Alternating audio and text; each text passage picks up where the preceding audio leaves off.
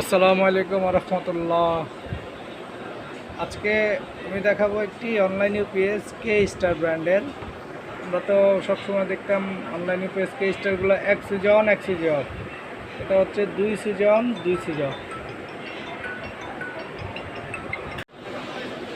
ইউপিএসটি বাস voltage অনেক high ছিল, high থাকার কারণে ইউপিএসটি ফল্টে চলে যায়। তো ইউপিএসটি হচ্ছে দেখেন দুই সুইচ অন দুই সুইচ অফ, সেম মাদারবোর্ড। এই ইউপিএসটি দুই সুইচে অন দুই সুইচে অফ।